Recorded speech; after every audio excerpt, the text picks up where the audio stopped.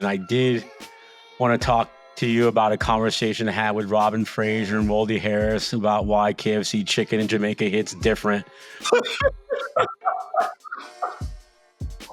Hey, no cap, right? As the kids say. Absolutely.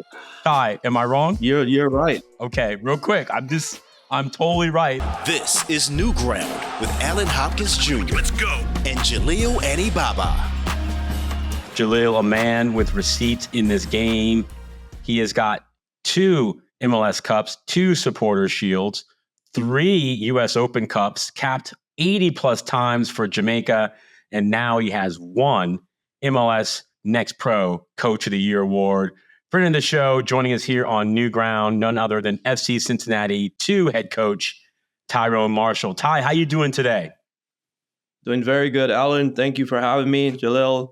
It's great to be on the program with you guys. Legends, I'm going to go with that. Let's go being among some good legends here on the program. So let's get it started, man. I'm excited. I'm excited. Game recognized game. Jalil, this is Defender U. We have more defenders, Tyrone, on this show than any show in, I'm going to say, global soccer. I don't know how it is. That's Jalil's network for sure. But real quick, before we get into life and the game and the business and the soccer dad that you are, an abrupt end to a fantastic season. How are you comforting yourself? What are you doing? What food are you eating on a day in which the season has ended and you get a chance to restore yourself? Put the people on exactly what's on the menu for Tyrone Marshall. The menu, thanks, Alan. The menu this morning was a Jamaican classic breakfast, some ackee and saltfish with some fried dumplings, with a hot cup of coffee. Sitting on the back porch. Actually, the weather was fantastic today, so I could sit outside and enjoy the beautiful weather and talk to the missus a little bit and just kind of reflect, on what a fantastic year we had. So yeah, that was a conversation, and that's how you kind of deal with the struggles of not moving on into the MLS Next Pro playoffs. Ty, I am curious, when you're in this sort of great mode of reflection and thinking back, I can't help to think about Carrie and your young crew and my kids playing soccer during matches, the Galaxy Club at the old Home Depot Center. You and I go way back, crossing paths as college players. Doug Hamilton, Siggy Schmidt. We are connected in so many ways, but I'd like to know, when you get the call that you're coach of the year at MLS Next Pro, where there's been 10 black head coaches this year, what goes through your head? And how do you express the gratitude to all the wonderful people along the way that helped you calibrate yourself as a player, as an international, as a champion, as a winner, and now as a head coach, leader of men? Being in such I guess an environment where we have a lot of black head coaches, and me getting the call, I didn't know until I walked into the meeting that morning, because I think they did a really good job of kind of disguising it. Hey, we are going to talk about, the rules and all of this stuff going into the playoffs. So everyone was kind of, all right, let's sit down, we meet. And then I'm seeing the cameras and I'm like, what's going on? There's something else that's happening here, right? Hey, Ty. Hey, Coach Ty. Hi, Coach Tyrone. What's up, Ty? Hey, Coach. Hey, Coach Ty. Congrats, Ty, on winning MLS Next Pro Coach of the Year. Congratulations on winning MLS Next Pro Coach of the Year. I want to congratulate you on winning MLS Next Pro Coach of the Year. It's been a great season. Let's keep it going in playoffs. Really appreciate all that you've done for me and the group the past couple of years. Muchas gracias por lo aprendido. Tyrone, a big congratulations, my man. The 2024 MLS Next Pro Coach of the Year.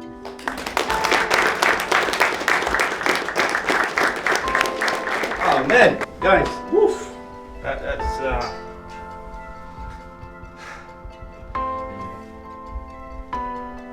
Don't cry.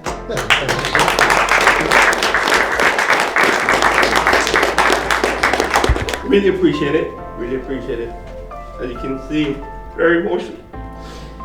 And once the film started, and as you can see on my reaction on social media, it was really genuine, not knowing and just really pleased, and all the emotion just came over me at one time. I could hardly speak. It's tears of joy, tears of, I would say tears of gratitude as well, because all the work that you put in, I'll use this saying. It's like, okay, where I started, I know I had the opportunity where I started in the MLS, got the opportunity to coach at Real Salt Lake, to be in the pros right away.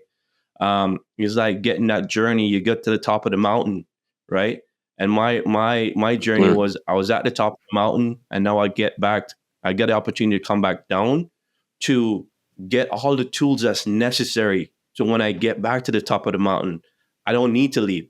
I don't need to go back down to figure out what I need to stay up here. So once I get back there, it's just going to be, hey, stay here and just do what you come up here to do. So because I've now gained all the tools, all the stuff that's necessary for me to be that well-rounded coach, and I think that's where my journey's taken me. But looking back and reflecting, all of the hard work gone through the last 3 years, where we first year, it was like, okay, put together something quickly, get into Next Pro and see what happened. And luckily coming in, we had a vision in, already where we had the young academy boys, them that were in the 19s, because I coached in 19s prior, right? So when I left Salt Lake, I came over to Cincinnati. MLS Next Pro wasn't on board yet, didn't start up as yet. So I got the opportunity to get integrated in the academy. So I coach a U19 looking ahead. So those boys would transition up with me into the Next Pro. So that was a great introduction with the club, to see everyone in the academy, see how things work, get to meet the coaches, just kind of, get the inside, right, embeddedness into the club, right? And so once I did that and had the opportunity to bring those young men up with me the first year, obviously it was a struggle. We played a lot of young players. I think we were probably one of the youngest team in that first year. We always had 5 players maximum. We always had 5 players as young players in the MLS Next Pro. That year. Second year, still struggled. And again, part of it, the first team was going through a revamp. Pat Noonan coming in, Chris Albright. They were trying to get the first team right, and that's the most important thing. Looking at our club, it's more of a top-down kind of philosophy, right? So everything is trickled down. So the first team has to be right, and then everything will fall in place, for us, for example. And then once that happened, year 2, I think now the focus shined on us. The light started to come over on us, So, we put people in place where, we're looking for players who can transition up to the first team a little bit faster. Maybe they need a year, maybe it's 2. Now our academy is starting to, become a little bit more well-rounded. We have better players in the academy. We're starting to compete, with MLS Next Fest. We start to have good players now that we're attracting to our club. And that in turn helped the second team in a sense. So I think that's all of those things combined together, man, at the moment is what led to all of the joy and, the tears of joy, so to speak, that, you guys saw on the film when I got that reward or got that award from MLS Next Pro to be named Coach of the Year. Well, Tyrone, I think when you put so much into what you do, raw emotions like that are very natural. I've been in positions like that before, and you don't control it. It just happens. It just comes. But the one thing that really stood out to me in watching that clip was how genuine the players were in thanking you for everything that you have done for them up to this point in time. And you and I, we played against each other for years, and we've crossed paths so many times, but I haven't had the opportunity to thank you. You are from a generation of players that look like me, that set an amazing example. And I don't even know if you remember this, but you were playing for the Sounders at the time, and you guys were balling. And I came to train with you guys for a week when I was in college. And I didn't know who you were, but the first day I was like, yo, I'm trying to be like that dude. He got the 3/4 pants on. He got the swag. He's telling people what to do. His touch is clean. So my question for you, though, is where does that ethos within your heart come from to always reach back, to make sure that those that come after you have either a better setup and potentially better careers than you had, which is almost impossible. Yeah, no, I appreciate that, Lil, man. That's fantastic to hear that. That mean I was doing my job early. You know, I think being from Jamaica as well, being from the island, that culture that we grew up in, right?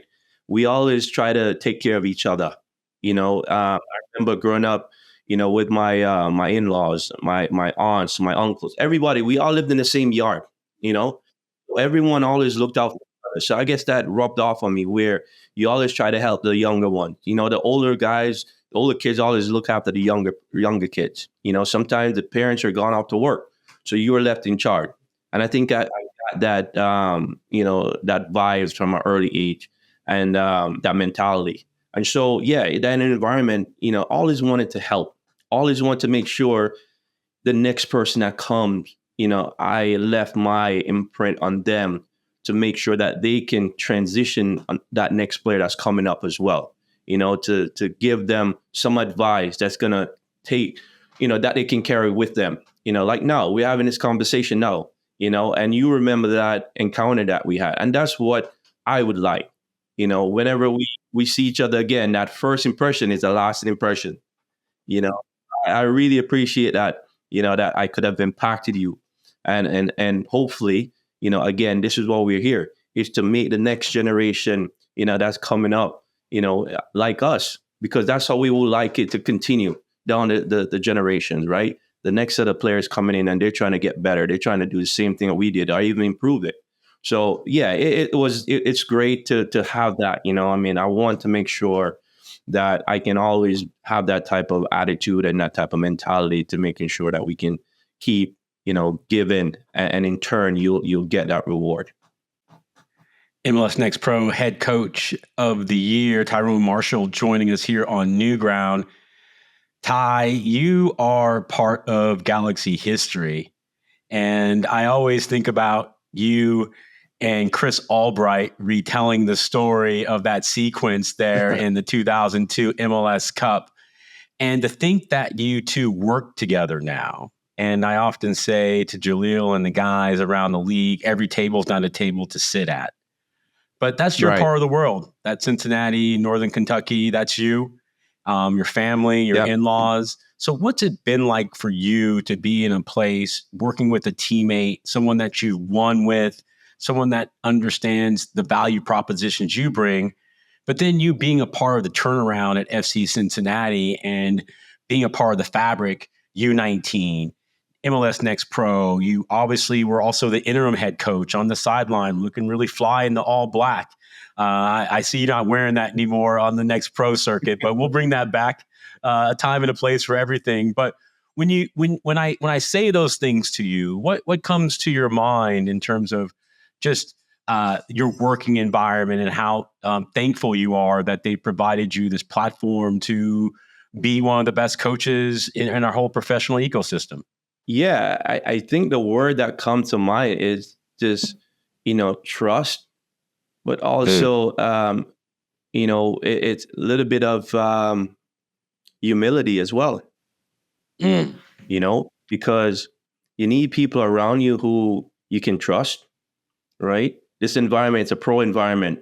You want people around you who you trust, that when you're not there, they're doing the same thing that you expect them to do when you're there. So you're always working in the back scene, right? So having people around you like that is going to elevate you. Having good people around you is going to challenge you. And that's what we have. We have guys here in this environment that every day you can walk across the hall. We can have a conversation with Pat Noonan. I can have a conversation with Chris Albright, Dominic Kinnear, Kenny Arena, right?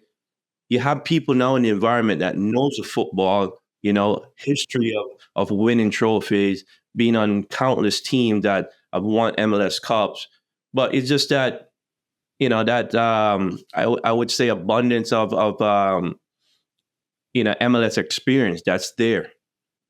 So yeah, it's great to be in an environment like that, and again, humility, where, we can have a conversation. It doesn't feel like you're bigger than the next person.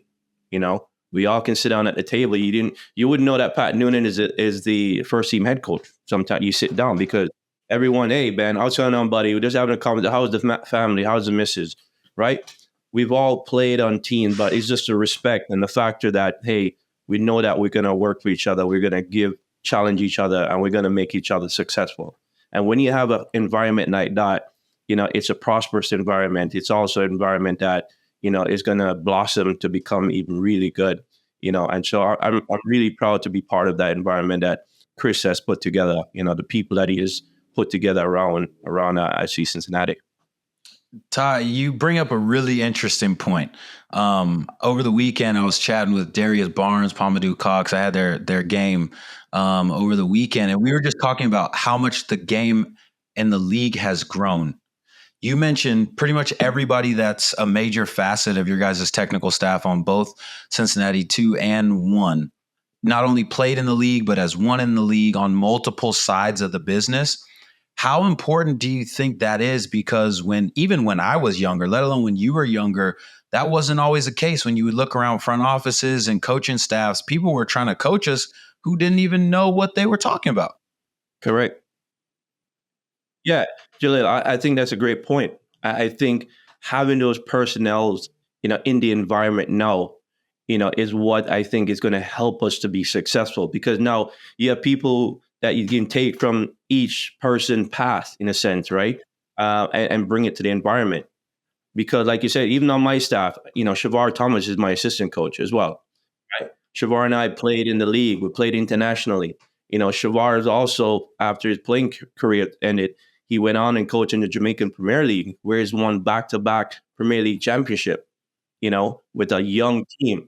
So again, having that, those experience with you, like footballing experience, guys who played and been there, done it. Now, when you have players in the environment, especially the developing environment, or even at the pro first team environment, guys, they're always going to check, hey, is this guy, what has he done? Can he, he done anything to where I can have a conversation with him, right? We all are going to challenge the coaches, right? So when you look at the coaches, hey, he has won trophy, he's played in the national team, he's done that. Maybe I can have a conversation with him. Maybe I'm more receptive now to get information. And I think that's what our environment brings, because you have such abundance of information and experience here that guys are really receptive to learn and grow and to get better. And I think that's what helped with the turnaround. There's a lot more football minds in the building, a lot more MLS experienced mind in the building as well. I was going to add, when you think about Pat Noonan and that crew, but you have Jeff Loritowitz, Hunter Freeman, you have a lot of expertise that goes into that space, if you will. And I'm curious to follow up on that, Ty.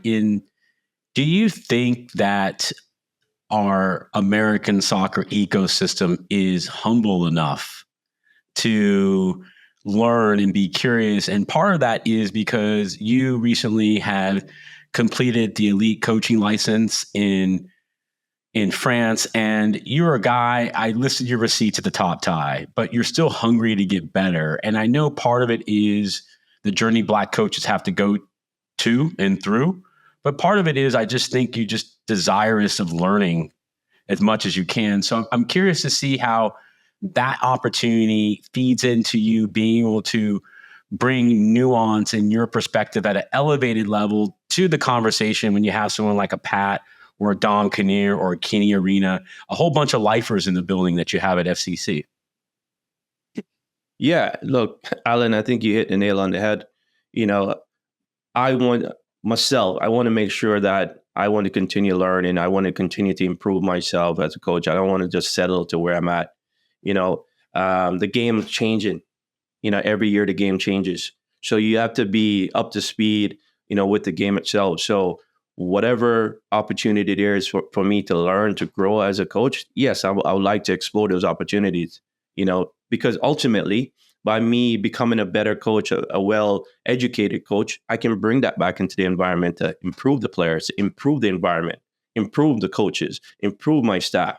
So that's what I think, continuing education is going to do for myself, but also for my the collective environment.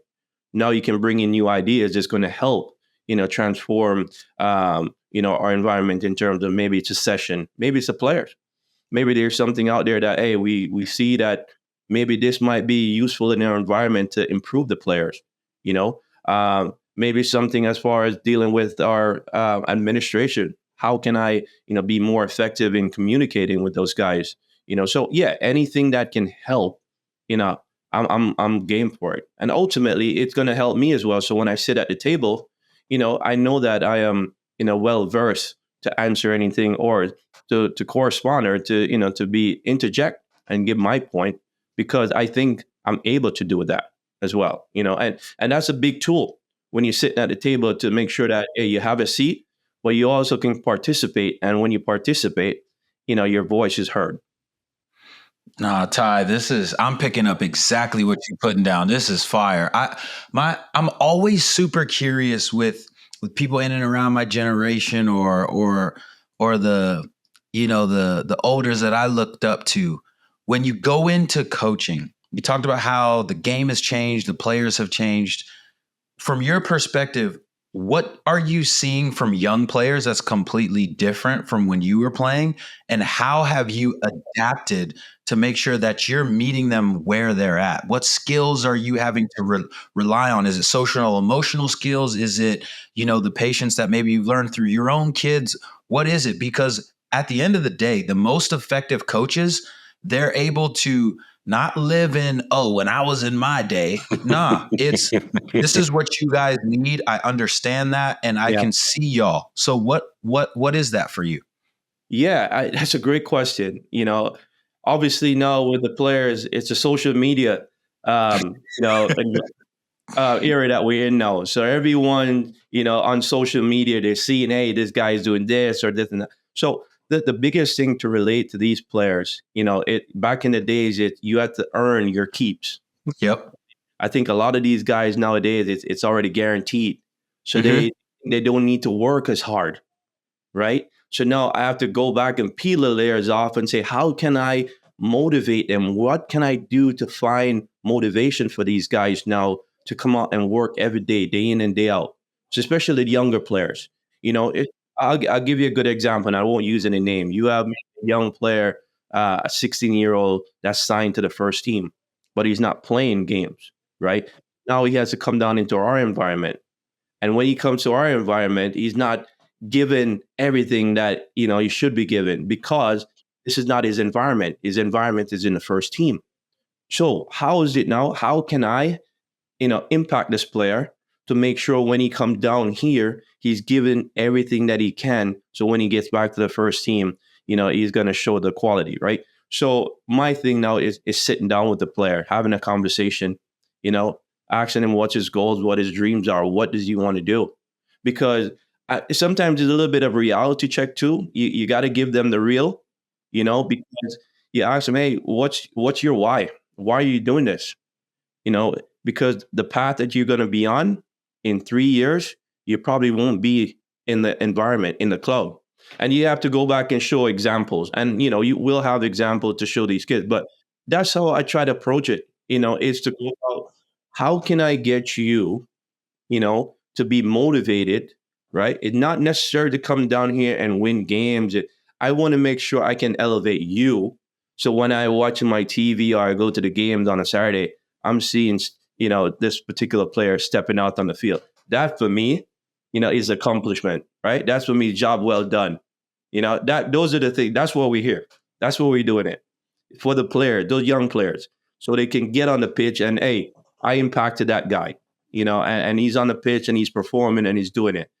That's why we do it, and that's why I'm in this environment. And I think, look, eventually I know I want to move on, to become a head coach in the MLS. That's what we all want to be, as coaches, right? But while I'm here, I'm going to make sure that, I utilize the platform I have to impact as many players as I can, to then, once I get to that particular, environment, I can be really, really impactful as well. Ty, we are having a great time, but before I let you go here on New Ground, and I did want to talk to you about a conversation I had with Robin Fraser and Woldy Harris about why KFC chicken in Jamaica hits different, but I will spare the people that one. And hey, no cap, right? As the kids say. Ty, am I wrong? You're right. I'm totally right, but I'm going to spare the people because I think you're a spitting fire, as Jalil would say. And I think there's one more kind of conversation for us to have here. And you're talking about that development piece. And Morgan is at Penn State playing for Jeff Cook. You have another son, Kingston, coming through. I would love to hear your thoughts on what it's like to be a soccer dad in the business in which you're a subject matter expert. And you've been blessed to raise your family. We talked about at the top, we both have had our kids in and around the game from the jump. So I'm just curious, when you think about your experience as a soccer dad, as a coach of the year in MLS Next Pro, as a championship player, international, et cetera, how have you navigated that? And what's important to the soccer dad listening that's either in our business or just devoted to their kids every Saturday and Sunday, playing academy, trying to make sure their kids have everything they got and need to be the best version of themselves? Yeah, look, for me, being a soccer dad, and obviously all of the stuff that comes with that, playing professional and, winning trophies and all that stuff. The biggest thing for me is to separate the two, right? Separate both environment, because ultimately there's no way I'm going to expect my kids to do what I did. So I'm not expecting them to walk in my shoes. I'm expecting them to create their own path. You know what I mean? So with that being said, you got to peel it back. I can guarantee if you go to the field, I'm watching the games, no one would know that I'm a professional football player. I coach of the year, play for the Jamaican national team. No one would know that, because it's not about me. It's about my kids. Let them do their thing. Let them create their pathway, right? And so I'm going to do whatever it takes to, give my kids the tool that's necessary to help them along the way. If it's guidance by, showing them a few drills here and there, or just having a conversation, and talk through it and see where their mind's at, and not putting pressure on them. I think that's the biggest key, because, in our environment, we know how it becomes, especially the pro environment. It can be real stressful and it can be real demanding, and what it's like when, the coaches come up to you and say, hey, you know what, potentially today you're not going to start. And you're like, well, I've been playing all week. I've been really well. So that mentality, how do you switch off from not starting to being a reserve and then be ready to when you get that call to jump back into the game and give everything you have? I don't want that for my kids. I want to make sure that I can give them the tools necessary for them to be successful, in whatever avenue they choose, right? It doesn't have to be football. That's one of the biggest things I said to them, growing up. I know they were around the environment. However, right, I said to them, look, I don't want you guys to ever think that soccer is the all, right? I want you guys to enjoy it. If it's track and field, basketball, whatever you guys want to do, I want to make sure that you guys can go out and have fun, okay? And so that's what we did.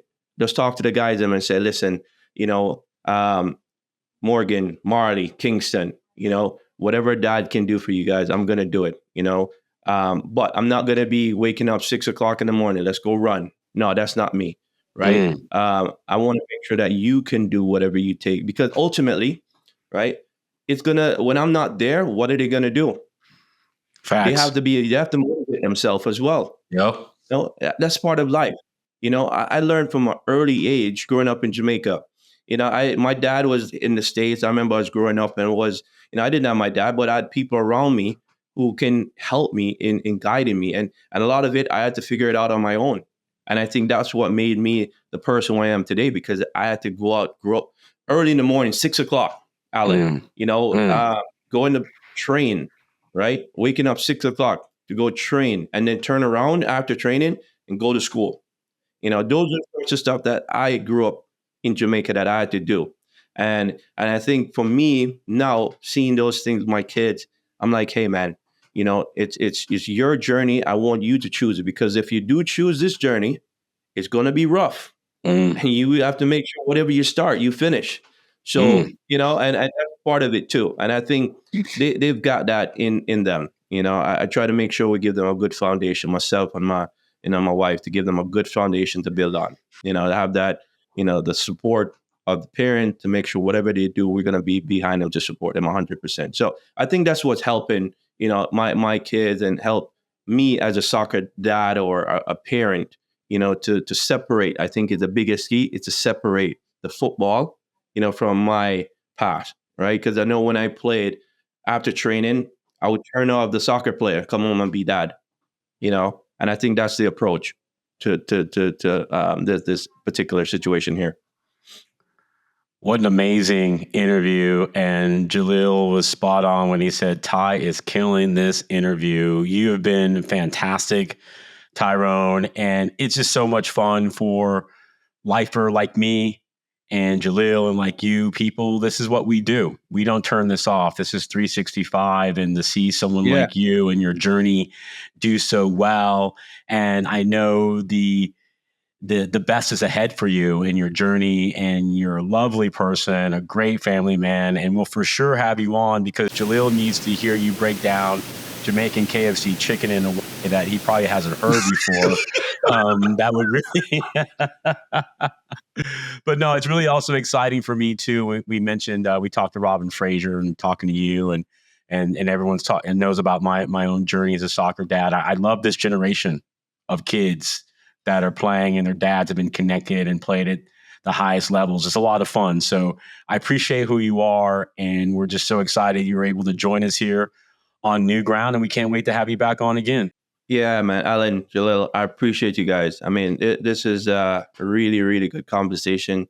I know we can keep going. Hopefully we get back on again and, we go into depth, because look, there's a lot more to dive into, know. Yeah, there is. No, appreciate you. Best to your lovely wife. Please tell her I said, and we all said hello. And thank you again, my man.